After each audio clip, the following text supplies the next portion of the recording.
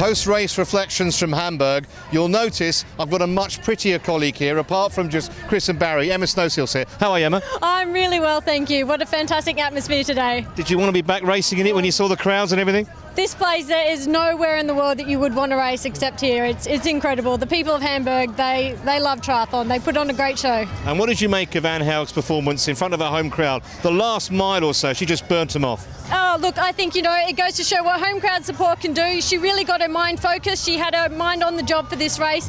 There was a lot of pressure for her, and I think, that's a true testament to her as an athlete, and going forward, that's a scary thing to come. And the strength in depth of British triathlon with Non and Jodie second and third. That's incredible. I mean, that's a force to be reckoned with. I know what it's like to race with teammates who are competing well, racing well, and it just pushes you to another level all the time. It motivates you in training, and when it comes to racing, it just gives you that little bit more as well. I'm going to ask you about the men in a minute, but I want to bring in these two reprobates. Chris first, you were talking about Murray for the podium. What happened there? Well, he was only one off, mate. Yeah, I think he might have even run faster than the Brownlee boys. So yeah, he just missed out on the swim there, but showed again that he's a class act over the sprint distance. But same scenario, mate. Same boys at the front. It's a repeat of London, different kind of results, but yeah, Johnny Brownlee, fantastic sprint with Alistair in the end, and that was the race. Barry was saying in commentary as they were going towards the last half mile, the three greatest male triathletes in history. Do you agree with that? Yeah, I mean, I'm the same as what Alistair said in the post-race. I don't like to put the word great to around. I noticed a Twitter conversation between Simon and Whitfield and Alistair not long ago, actually, and the two acknowledge each other as being probably two of the greatest. And yeah, I mean, they're dominating at the moment. It's just fantastic to be involved in, and they just push everyone to different levels. It really is incredible. I know it's only sprint distance, Barry, but does the fact that Johnny has finally beaten Alistair in a World Triathlon Series race, does that give him a massive confidence injection going into the last two races? He's run in three, he's won all three. Yeah, I don't think so. I think they acknowledge that this was the race for him, that he was better prepared. That Johnny said that, he was ready for a sprint. Alistair's is coming back from an injury.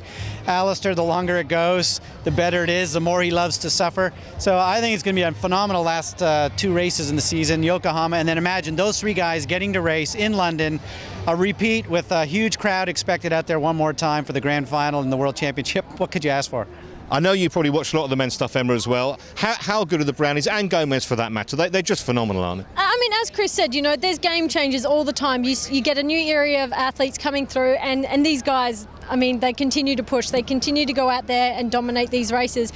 And it really, it forces anyone in the sport at the time to better themselves. And they really are, I think, we have greats. We have many greats in our sport, but these guys are definitely going to go down in history as one of a few names that have really pushed those limits. I'm going to give you the last word. No one wants to hear from Chris and Barry when we got you here.